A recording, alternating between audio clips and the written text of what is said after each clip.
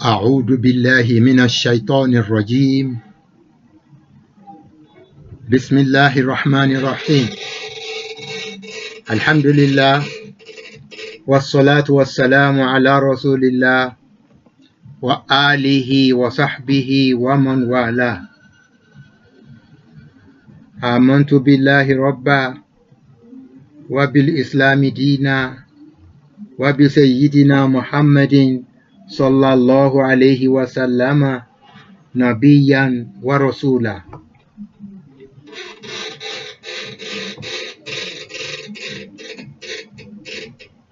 Gbogbo ẹ̀yin mùtúmùwà ni mo tún kí kú àbọ̀ báyìí sídi ìdánilẹ́kọ̀ọ́ tá à ń ṣe nípa àwọn ìwé tí ń bẹ ní láíbírì wa, tá a fi pe eléyìí náà ní Al-Fa'idatul Yawmiyya Lil-Ijebuwi, Al-Ijebuwi Daily Nugget. Òun ni program tá a fẹ́ ṣe lọ́wọ́ báyìí.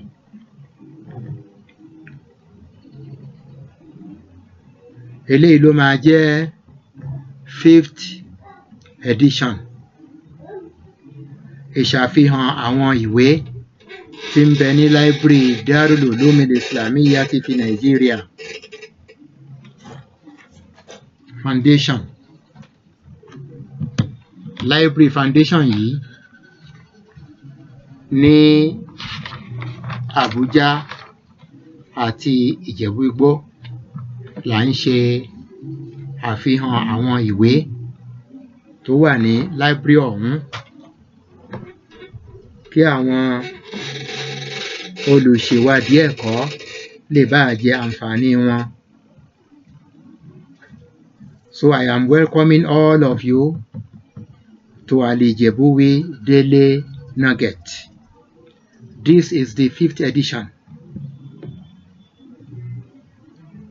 in the series of introducing books existing in our foundation, Darul Uloom Al-Islamiyya ti fi Nigeria Foundation, either in Ijebu or Abuja. I am pleased to introduce to the researchers in this sitting another book in the library, Qamusu Alfazil Quran al-Kareem, Arabic Ingilizi, للدكتور عبد الله عباس الندوي. Vocabulary of the Holy Quran by Dr. Abdullah Abbas An-Nadawi.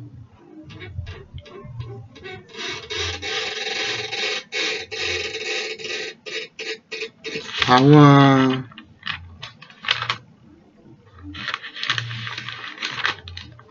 ìtumọ̀ tá a lè fún ìwé yìí ó lè pọ̀ jọjọ, ṣùgbọ́n ní ṣókí kí a kúnkún lo èdè lárúbáwá yìí náà fún, ká máa pè ní Qamusu Alfazil Quran al-Kareem, ká dẹ̀ máa lo bí wọ́n ṣe pè é ní èdè òyìnbó wípé Vocabulary of the Holy Quran. Ìwé ọ̀hún ni gẹ́gẹ́ bí ẹni tí ó kọ ṣe pè é ní èdè lárúbáwá, òun ni gẹ́gẹ́ bí ó ṣe pè é ní èdè òyìnbó.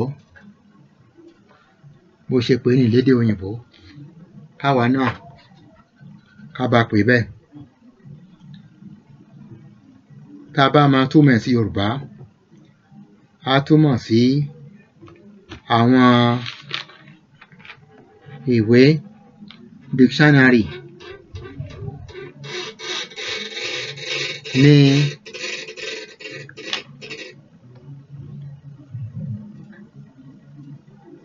ohun tó bá jẹ mọ́ gbólóhùn ìyá ọ̀rọ̀ tí ń bẹ ní Al-Qur'ani lédè Lárúbáwá àti lédè òyìnbó, èyí tí dókítà Abdullahi Abbas Nadawi gbé jáde. This book is very, very important. The book is of great importance for the English-spoken people because it is filling a big gap that the translations of Al-Quran al-Karim into English language do not cover. The book is analysis of the words as found in dictionaries. And you know, our fourth sitting in this nugget has been about one of the great lexicons that has been Al-Qamus al-Muhit. Al-Qamus al-Muhit. And so, for us to now come and undertake this Quranic lexicon is of great importance. Tá a bá ti kọ́kọ́ sọ̀rọ̀ nípa àtúmọ̀ ọ̀rọ̀ èdè Lárúbáwá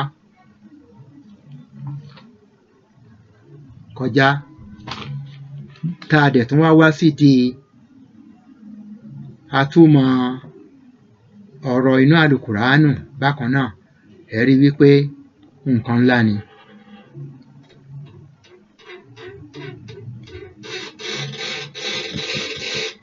Ìwé yìí nínú àwọn àlàyé rẹ̀ tó ń ṣe kìí ṣe nípa fífún wa ní ìtumọ̀ gbólóhùn lásán, ṣùgbọ́n ó ń ṣàlàyé fún wa nípa bó ṣe jẹ́ wípé ohun tó ṣíwájú ọ̀rọ̀ àti ohun tí ó tẹ̀lé ọ̀rọ̀ ó ṣe pàtàkì láti kó wọn pọ̀ láti fi mọ̀ wípé ọ̀rọ̀ Ọlọ́run ọba kìí takora. Èèyàn gbọ́dọ̀ ṣàkíyèsí eléyìí tó bá ń sọ nípa Al-Qur'anu àti àdíyèsí Ànábì Muhammad sallallahu alayhi wa sallam. Torí wípé gbólóhùn kan ṣoṣo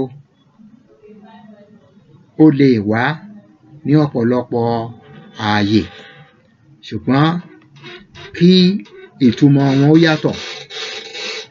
You can have one word, a single word in Arabic language with different meanings. A word can be mentioned in different locations in Al-Quran al-Karim to give different concepts.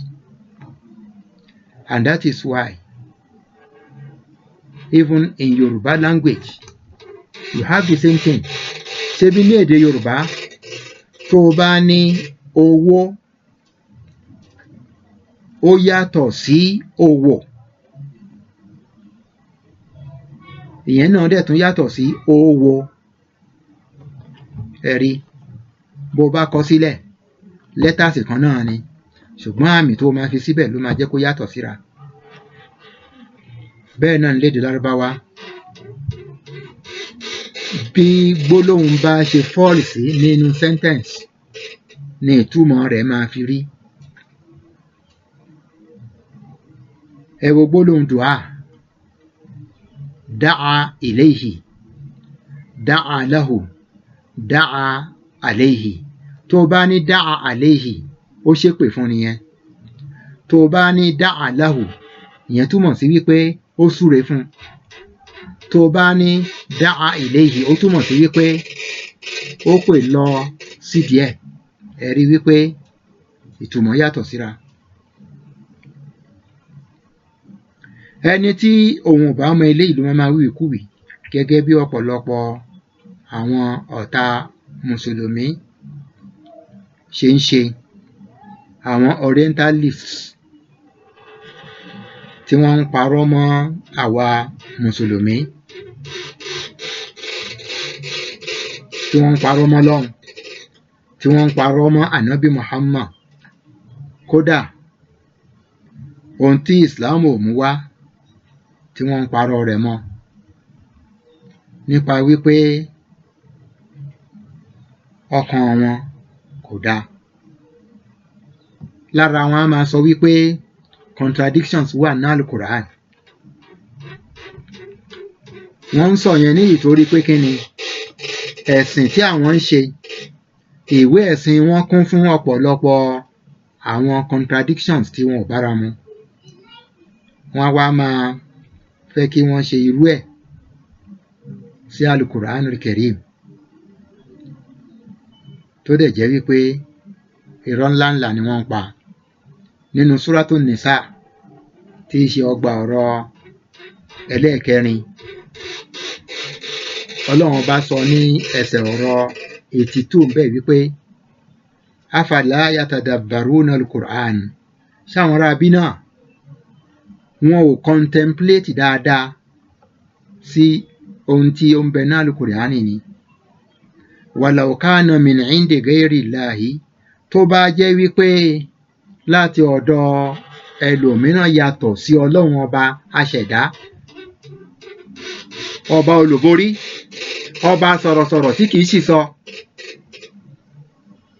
tó bá jẹ́ pé lọ́dọ̀ ẹlòmíràn yàtọ̀ sí Ọlọ́run ni Al-Qur'ani yìí ti wá ni, lawajadu fi ikhtilafan kathira, wọ́n bá rí oríṣiríṣi àwọn ìyapa ẹnu pàdé níbẹ̀. Ṣùgbọ́n Al-Qur'anul Karim kìí takora, pẹ̀lú bí ó ṣe jẹ́ wípé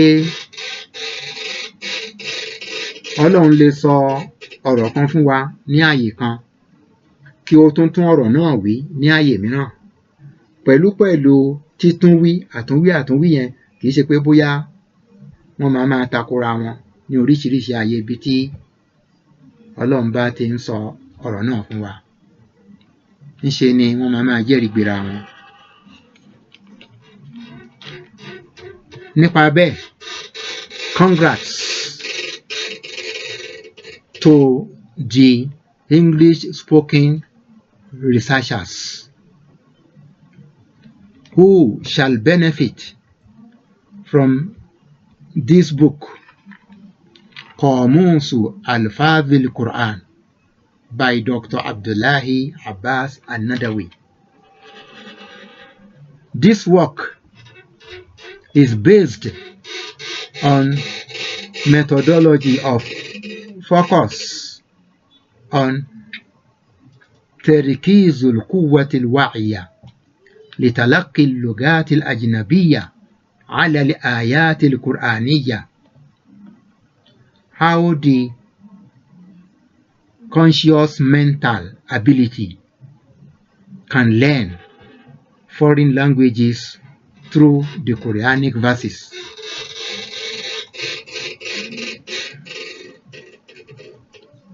Báwo ni ẹni tó bá lọ́kàn ìgbọ́ nǹkan yé dáadáa máa ṣe lè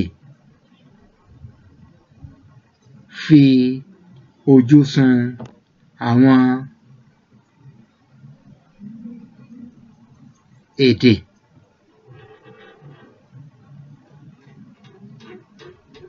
tí ó ń bẹ nínú ẹsẹ̀ ọ̀rọ̀ Al-Qur'ani nípasẹ̀ mímọ̀ ìtumọ̀ wọn nínú àwọn èdè tó ṣàjòjì sí Lárúbáwá bí èdè òyìnbó, èdè Yorùbá, èdè Ìjẹ̀bú, èdè Haúsá àti bẹ́ẹ̀ bẹ́ẹ̀ lọ.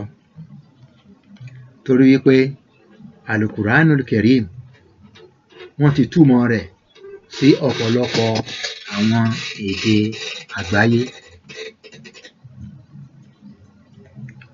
Quranic revelation is what preserved the Arabic language for the Arabs themselves. Al-Qur'an al-Karim tí à ń sọ nípa èyí, òun gangan ni ò jẹ́ kí àwọn Lárúbáwá ti sọ èdè wọn nù. Ṣé ẹ mọ̀ ipá wa náà ọ̀pọ̀lọpọ̀ ọgbà la máa ń sọ fún ara wa ní ilẹ̀ Ìjẹ̀bú wípé ẹ kọ́ àwọn ọmọ wa ní èdè Ìjẹ̀bú kédè Ìjẹ̀bú má bàa sọnù. Bákan náà la máa ń sọ fúnra wa ní ilẹ̀ Yorùbá wípé ẹ kọ́ àwọn ọmọ wa ní èdè Yorùbá, ẹ máa bá wọn sọ èdè Yorùbá ní inú ilé yín tìtorí káwọn náà kan lè gbọ́ èdè wọn kán má bàa sọ èdè nù. Ọmọ tó bá sọ èdè nù ó ti sọ lé nù. Ẹ̀rí nǹkan bí? K'Ọlọ́run ń ṣàánú wa. So, the road has been divinely blocked on the Orientalists and all enemies of Islam who tried to cloak and spread poison in honey. Ọ̀pọ̀lọpọ̀ ìgbìyànjú làwọn ọ̀tá Islam ti ṣe láti fi mú àyípadà bá content Islam tí ń bẹ nínú Quran àti Hadith, ṣùgbọ́n níṣe ni wọ́n ń fìdí rẹmi, wọ́n ń fail ní gbogbo ìgbà tí wọ́n bá fẹ́ ṣe. Kí ló fà á? Òun ni wípé ọ̀rọ̀ Ọlọ́run ọba kò ṣe yí padà. La ya'tihil batilu min bayni yadayhi wala min khalfihi. Bí àwọn tòṣáájú wa bí wọ́n ṣe ṣàlàyé nípa ẹ̀ làwa náà ń ṣàlàyé ẹ̀ fún yín yìí.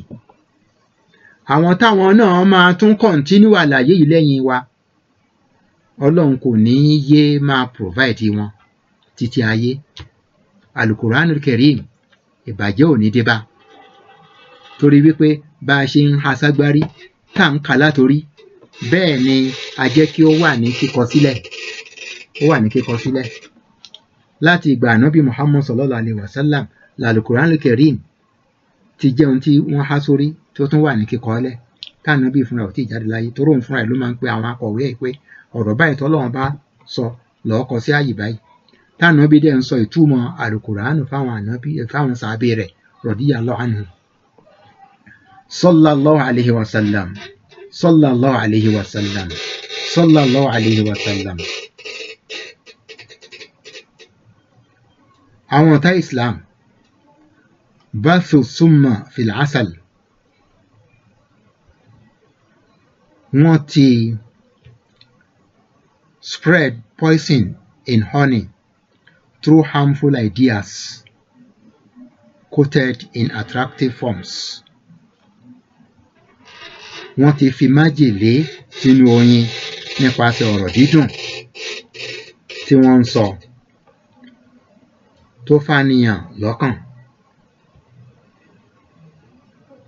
tó jẹ́ wípé ẹni tí ó bá ń tẹ́tí sí dídùn ọ̀rọ̀ wọn tàbí tó ń ka ọ̀rọ̀ dídùn wọn kò ní fura sí aburú èròǹgbà wọn nípa ohun tí wọ́n ń sọ ọ̀hún. Náà, kí ni dé tí a fi introduce ìwé yìí? Kí ni dé tí a fi introduce ẹ̀ sí Qamusu Alfadhil Qur'an al-Karim? Ohun tá a ṣe introduce ẹ̀ sí ni wípé ikhtalafati siyaqatu bihasabi al-maqamati li'anna likulli maqamin maqala. Context vary according to circumstances at hand as the verses were revealed in the era of Prophet.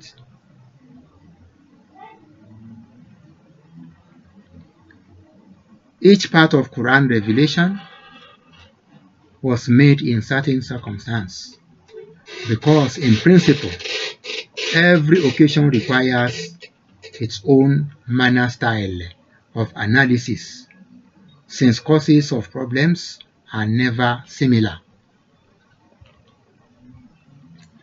Àwọn nǹkan tó máa ń bẹ láyìíká ọ̀rọ̀ kọ̀ọ̀kan tá a bá sọ tó rọ̀ mọ́ ó ń jẹ́ kí bí ọ̀rọ̀ ọ̀hún máa ṣe túmọ̀ sí yàtọ̀ síra nígbà tí ó bá sọ̀kalẹ̀ ní oríṣiríṣi ààyè nínú Al-Qur'an al-Karim gẹ́gẹ́ bí Ọlọ́run ṣe fi ránṣẹ́ sànàbí Muhammad sallallahu alayhi wa sallam torí wípé gẹ́gẹ́ bí ìlànà àpilẹ̀sọ ọ̀rọ̀ bá ṣe rí ní àkókò tọ́rọ̀ náà wá sáyé ni ìtumọ̀ rẹ̀ máa ṣe wà ní ọ̀nà tó yẹ láti bá ìṣẹ̀lẹ̀ ọ̀hún mu rege. Yorùbá pàápàá bọ̀ wọ́n ní ìrínisí nìyẹ́nisí. Bá a ṣe rí ènìyàn sí là á ṣe yẹ sí. Therefore, manner is based on the situation in which every part of Quran has been revealed. Gbogbo wa la mọ̀ wípé ọdún 23 pérépéré l'Ànábì fi gba iṣẹ́ àtọ̀run wá ọ̀rọ̀ inú Al-Qur'an látọ̀dọ̀ Ọlọ́run Ọba wa. Lóòótọ́ ló jẹ́ wípé Ọlọ́run ti kọ́kọ́ sọ Al-Qur'an náà ń kalẹ̀ lódidi sí sánmọ̀ tí ń bẹ lókè wa yìí sí ilé tí ó ń jẹ́ Baitul Izza. Ìgbà tó sì jẹ́ wípé ọ̀rọ̀ Ọlọ́run Ọba ni Ọlọ́run wá fi ń rán Màlẹ́kà Jibrilu ní ṣísẹ̀ntẹ̀lé. Ọ̀rọ̀ ẹni ó kọ́kọ́ fi ránṣẹ́ lódidi sí sánmọ̀ òkè yìí ó wá ń yọ lẹ́yọọyọ tó fi ránṣẹ́ sí Ànábì Muhammad látòrẹ́sẹ̀ akínjẹ Jibril alayhi salam. Bí ìṣẹ̀lẹ̀ ṣe rí ni Ọlọ́run ṣe ń rán Jibril. Ìgbà tó jẹ́ wípé Ọlọ́run Ọba tó jẹ́ aṣẹ̀dá ẹlẹ́dàá tó dá gbogbo nǹkan tó mọ̀ wá ó mọ̀ wá dáadáa gbogbo ohun tí ó ṣẹlẹ̀ pátá ló ti mọ̀. Ó fẹ́rẹ̀ kan ti ṣe àkọsílẹ̀ gbogbo nǹkan láti nǹkan bí 100 síwájú kó tó di kó bẹ̀rẹ̀ sí ní dá wa. Nípa bẹ́ẹ̀ gbogbo nǹkan tí ń bẹ lákọọ́lẹ̀ eléyìí náà sì ń jẹ́ ẹ̀kọ́ fèmí àti rẹ ní wípé gbogbo ohun tá a bá fẹ́ ṣe ẹ jẹ́ kí ó máa wà ní kíkọ sílẹ̀ gẹ́gẹ́ bí àwa náà ṣe ṣe àkọsílẹ̀ ohun tí à ń pèsèǹtì fún yín. Let there always be records. Plan whatever you want to do. There will be no history if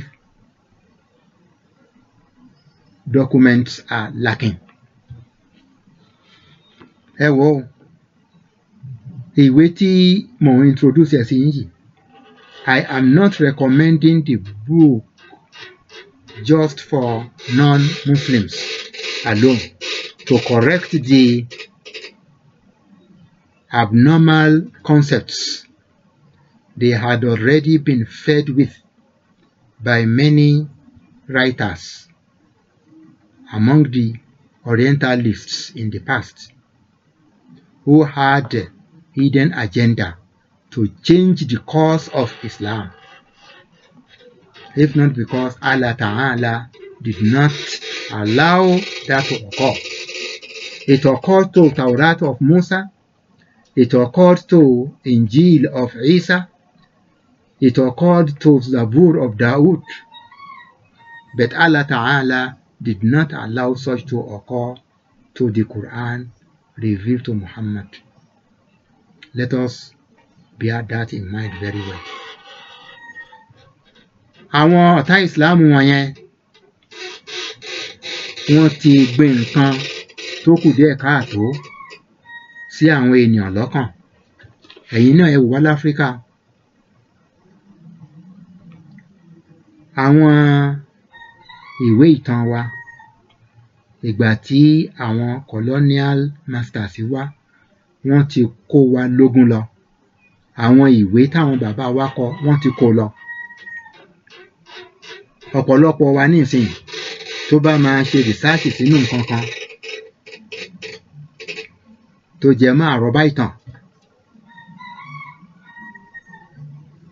ọ̀dọ̀ wọn la tún ṣẹ̀ṣẹ̀ ń wá sí bẹ́ẹ̀ dẹ̀ ni wọ́n ti kọ irọ́ kalẹ̀ fún wa ìyẹn gan ló fà ti olórí orílẹ̀-èdè kan tí a rí wípé lẹ́nu ọjọ́ mẹ́ta yìí ó bẹ̀rẹ̀ sí ní sọ ìsọkísọ nípa ṣẹ̀ríà Islam kí ló fà á ohun tó fà á kò tayọ wípé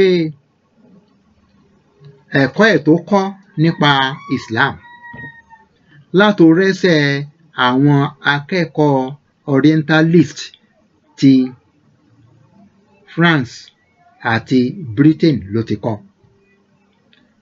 kìí ṣe àwọn ìwé tí àwọn onímọ̀ Islam táwọn onímọ̀ Islam àwọn àfáà wa àwọn ancestors wa worthy ancestors kìí ṣe ìwé táwọn kọ nípa Islam lòun fúnra ẹ̀ rí ká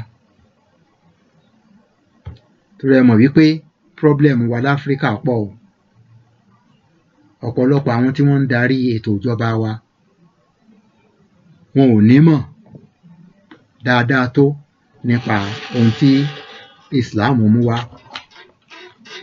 òféèrèfé ni ìmọ̀ wọn pàápàá tó jẹ́ wípé àwọn tán wá colonize wa wọ́n ti ṣe ìdásílẹ̀ àwọn organizations tí ó jẹ́ wípé wọ́n ti fi kó ará Áfíríkà ní páńpẹ́ sínú pàkúté wọn àfi k'Ọlọ́run bá ó ṣàánú wa náà ohun tá a sáà ń sọ fún yín ni wípé àwọn ará bí yẹn wọ́n ní hidden agenda maqsid mustatir níyà mubayyata gáyà khafiyya èrò ète ìkọ̀kọ̀ búburú tí kò fojú hàn síta wọ́n ní lọ́kàn nípa oríṣiríṣi ìsọkúsọ tí wọ́n sọ nípa Islam. But I will also advise the affiliates of non-Sunni organizations and also the followers of heretic individuals and societies among us. I will advise them to also take the advantage of this book to correct whatever wrong beliefs they might have gained from their teachers, such that are incompatible with the sound doctrine and correct creed of monotheism held by the worthy ancestors of Muslims. Ṣẹ́rí ọ̀pọ̀lọpọ̀ àtúnṣe làwa mùsùlùmí ilẹ̀ káàárọ̀ oòjíire gbọ́dọ̀ ṣe o. Tìtorí kí gbogbo tá ń ṣe kó lè wà ní ìbámu sí àdìọ́kàn tòótọ́ èyí tí Islam ń fẹ́. Ṣé mọ̀ nínú àwọn ọ̀rọ̀ wa tá a ti máa ń sọ a ní ẹ̀yin tẹ́ ń lọ sí hajj ẹ yé máa dáṣà wípé ẹ lọ gun òkè àràfá rárá o níṣe lẹ lọ kóra dúró láràfá a dẹ̀ máa ń sọ fún yín wípé ẹ yé máa dáṣà wípé ẹ lọ kí ànábì ní Mẹ̀dínà ohun tí ó gbọ́dọ̀ wà lọ́kàn àyà yín ni wípé ẹ fẹ́ lọ kírun ní mọ́ṣáláṣí ànábì bí ìgbàláyè bá wà fún yín ẹ lọ síbi sàárè rẹ̀ níbi tí ó jẹ́ fáwọn mẹ́ta náà wà ń bẹ̀ ànábì Muhammad sallallahu alayhi wa sallam Abubakar radiyallahu anhu àti Umar radiyallahu anhu ẹ sálámù sí wọn.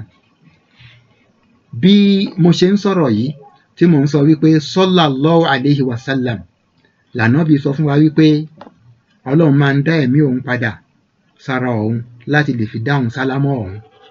Ìgbà tó dẹ̀ wà láyé, àwọn tán wà pẹ̀lú ẹnìkan ló máa gbọ́ wípé wọ́n sálámọ̀, ní tí fi hàn wípé ohun téèyàn ò lágbára nígbà ó bá wà láyé, tó bá kú tán divinely, spiritually, Ọlọ́run máa jẹ́ kí ó ṣeé ṣe. Ṣùgbọ́n eléyìí yàtọ̀ sí àwọn tí wọ́n máa ń pe òkú pé kókú ṣe nǹkan fáwọn òyìnbó kọ́ ò. Èyí tá à ń sọ ni wípé nípa gbígbọ́ tí wọ́n máa ń gbọ́ wa, àwọn tán ti kú wọ́n ń rí wa bá a ṣe ń sọ̀rọ̀ yìí, àwa ò rí wọn. Wọ́n ń gbọ́ wa bá a ṣe ń sọ̀rọ̀, àwa ò gbọ́ wọn. Allahu Akbar, Allahu Akbar, Allahu Akbar. Ní ibi tá a ti ń bá yín sọ̀rọ̀ yìí, inú yàrá yìí nìkan náà ló jẹ́ pé ẹni wà pẹ̀lú wa ó máa gbọ́ ohun tá à ń sọ. Àwọn tí wọn bá wà pẹ̀lú wa ó lè máa ta sí wọn létí láti ẹ̀yìn ògiri, ṣùgbọ́n gbogbo ẹ̀kọ́ ni wọ́n máa gbọ́. Bó ṣe wà nìyẹn. Àwa náà tá a sì wà ń bí, a ò rí nǹkan tó wà lẹ́yìn ògiri. Ẹ wá máa wo àwọn tán ti kú. Ọlọ́run fún wọn ní agbára láti máa gbọ́ wa, ṣùgbọ́n àwa ò lè gbọ́ wọn. Ìyẹn l'Ànábì ṣe sọ fáwọn sàábé nígbà tí wọ́n ja ogun Bádàrì, tọ́lọ́run bá fi sọ fún yín wípé fariqan taqtulun, àwọn kan wà nínú wọn tó jẹ́ wípé ẹ rí wọn pa. Àwọn tí wọ́n pa yẹn, Ànábì ní kí wọ́n ṣà wọ́n jọ sínú kòtò ní Badr. Ànábì wá lọ síbẹ̀, ó wá bẹ̀rẹ̀ sí ní dárúkọ àwọn kọ̀ọ̀kan nínú wọn. Ó ní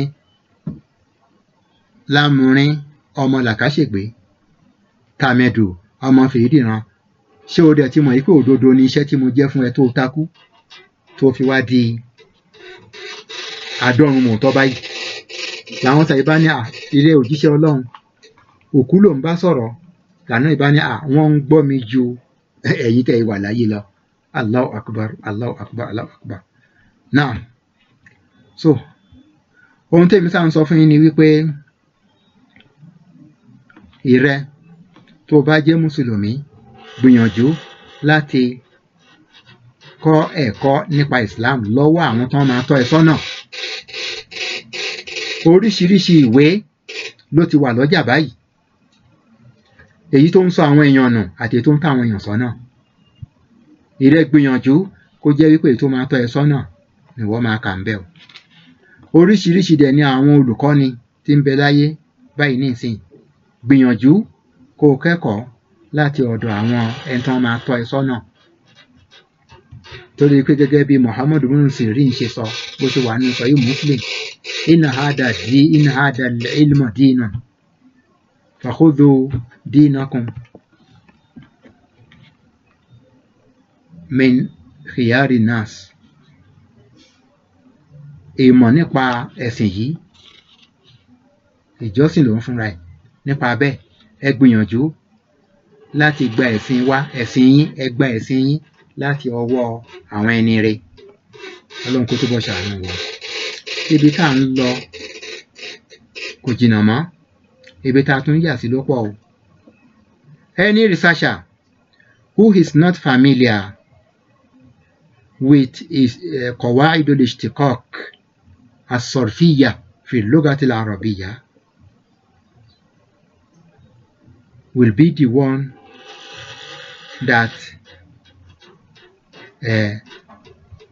the evil people will be able to misguide.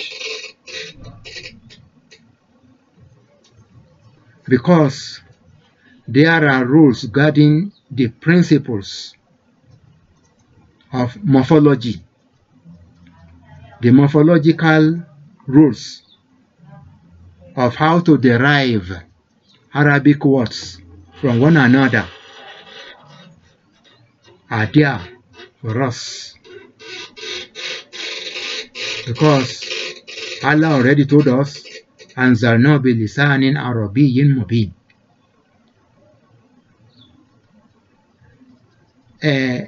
Ẹni tí òun ò bá nímọ̀ dáadáa tó bó ṣe yẹ nípa àwọn òfin tó gbé ìlànà ṣíṣẹ̀dá àrọ́bá ọ̀rọ̀ máa yọ ọ̀rọ̀ láti inú ara wọn wá lédè Lárúbáwá. Ẹni tí ó bá jẹ́ wípé òun kò mọ òfin tó ń gbé ìlànà yẹn dè dáadáa tó nínú ẹ̀kọ́ ìmọ̀ àtúnṣe gbólóhùn ìyẹ́ ọ̀rọ̀ Lárúbáwá tá à ń pè ní sọ́rfù, etymology tàbí morphology, irú ẹlẹ́kọ̀ọ́ bẹ́ẹ̀ yẹn ló jẹ́ wípé ó lè ṣìnà tó bá ń ka Al-Qur'ani tàbí Sunnah. Such researcher is the person that can be easily misguided and misled by فرق منحرفة عن جادة طريق أو محرفة للتعاليم الدينية بنظريات شاذة. Irú olùṣèwádìí bẹ́ẹ̀ yẹn ni àwọn aláìdá defiant sect